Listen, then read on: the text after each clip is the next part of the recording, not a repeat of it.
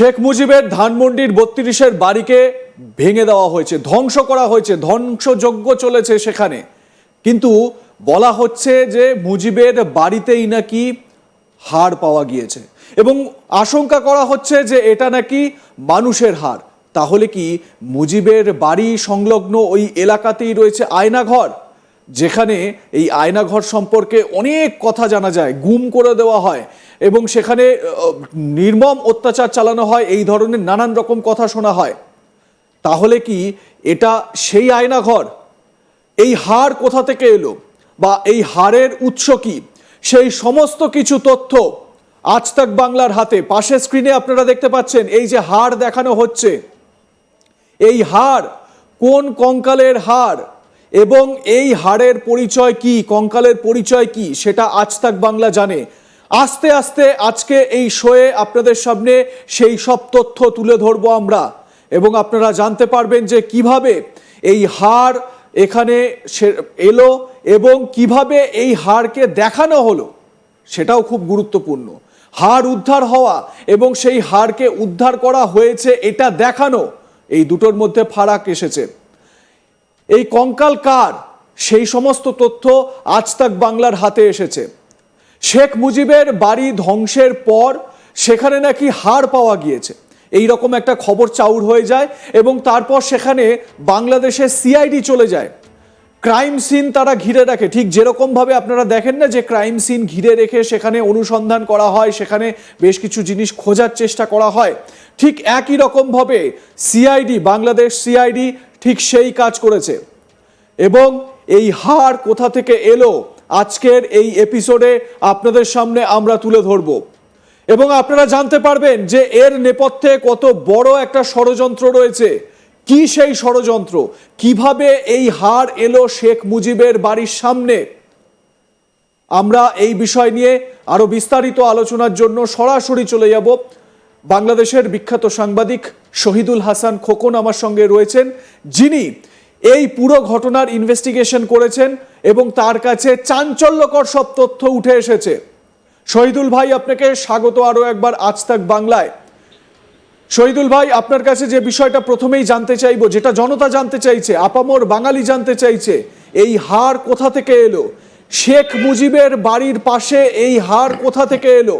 কারণ শেখ মুজিব শুধুমাত্র ওপার বাংলার নয়, গোটা বাঙালি জাতির আবেগ।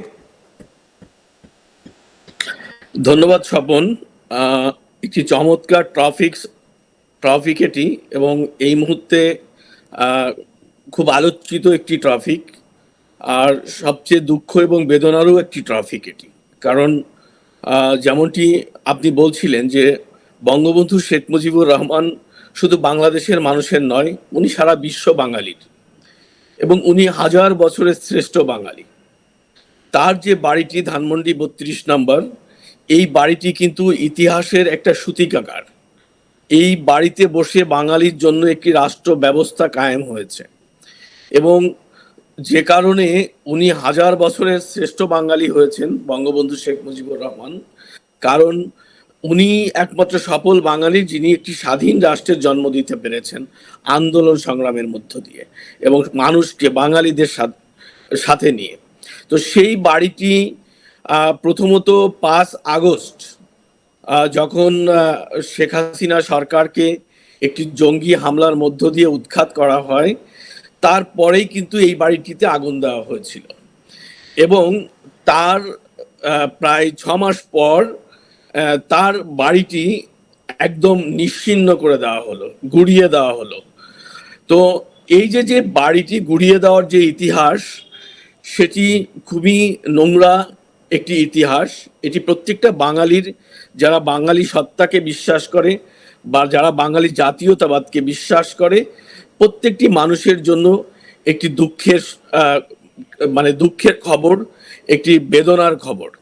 কারণ বাঙালির চেতনায় আঘাত আমি মনে করি ৩২ নম্বরের এই বাড়ি ভাঙচুর করার। তো যে কারণে যেদিন তারা এই বাড়িটি ভাঙচুর করেছে, এদিন রাতের বেলায় সন্ধ্যা থেকে শুরু করে গভীর রাত পর্যন্ত নয়, পরের দিন পর্যন্ত তারা এই বাড়িটি ভাঙচুর করেছে।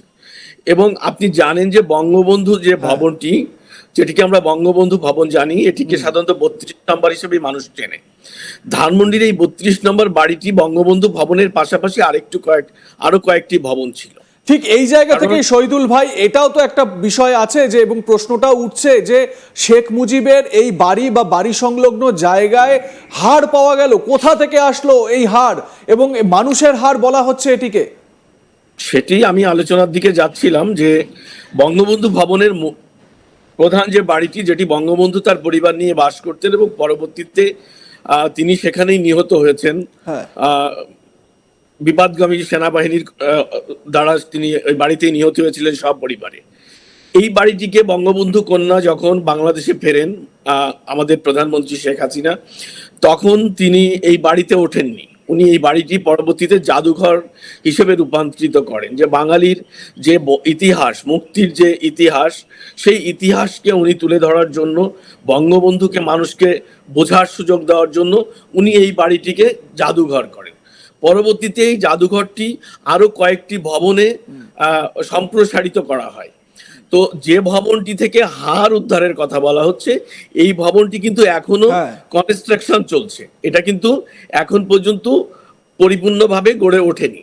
এবং এই ভবনটির একদম বেসমেন্টে 3টি ফ্লোর করা হয়েছে।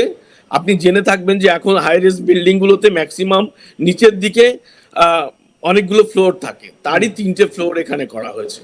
এবং এই ফ্লোরের একদম শেষ যে ফ্লোরটা, এই নিচের যে আন্ডারগ্রাউন্ডের শেষ ফ্লোরটাতে হঠাৎ করে আবিষ্কার করা হলো, যেদিন বাড়িটা ভাঙা হলো তার 2 দিন পরে বঙ্গবন্ধুর বাড়ি যখন এই জঙ্গিরা উড়িয়ে দিল, এই সন্ত্রাসীরা ভেঙে দিল রাষ্ট্রীয় পৃষ্ঠপোষকতায়, এবং সেখানে কিন্তু সেনাবাহিনী ছিল। তো সেখানে সেই রাতে, পরের দিন রাতে তারা কিন্তু কোনো কিছু খুঁজে পেল না। 3য় দিনের মাথায় তারা আবিষ্কার করলো যে বঙ্গবন্ধু ভবনের পাশের একটি ভবনে, জাদুঘরের একটি ভবনে, তার নিচের বেসমেন্টে আয়নাঘর আছে। এটা হঠাৎ করে সামাজিক যোগাযোগ মাধ্যমে ছড়িয়ে পড়ে। হ্যাঁ, না এবারে তাহলে একটা প্রশ্ন হচ্ছে, তাহলে এই যে আয়নাঘর আছে বলে দাবি করা হচ্ছে, তাহলে এই আয়নাঘরেই কি অত্যাচার হতো? মানে যে জায়গাগুলো নিয়ে বিস্তর আলোচনা রয়েছে, শেখ হাসিনার সময়কালে এই আয়নাঘর নিয়ে বিস্তর অভিযোগ রয়েছে, তাহলে এই আয়নাঘরেই কি মানুষকে মারধর করে, অত্যাচার করে হাড় বের করে নেওয়া হতো এবং এখান থেকে হাড় উদ্ধার হচ্ছে? আয়নাঘর নামে কিছু বাংলাদেশে নেই। আয়নাঘর একটি কথিত গল্প। কারণ এই সরকার এইসব বাইনাঘর, হ্যাঁ, অমুক ঘর তমুক ঘর, এগুলো প্রচার করে গণমানুষকে বিক্ষোভে নামিয়ে জঙ্গিদের সাথে নিয়ে এই সরকারকে, শেখ হাসিনা সরকারকে উৎখাত করেছিল। আচ্ছা, আয়নাঘর ছিল তাদের একটি বানানো গল্প। দেখুন, আজকে এই সরকারের ক্ষমতা গ্রহণের 6 মাস হয়ে গেল। প্রধান যে আয়নাঘরের কথা তারা বলে ক্যান্টনমেন্টে, সেই আয়নাঘরটি কোথায়? সেই আয়নাঘরটি কি জাতি দেখতে পেয়েছে?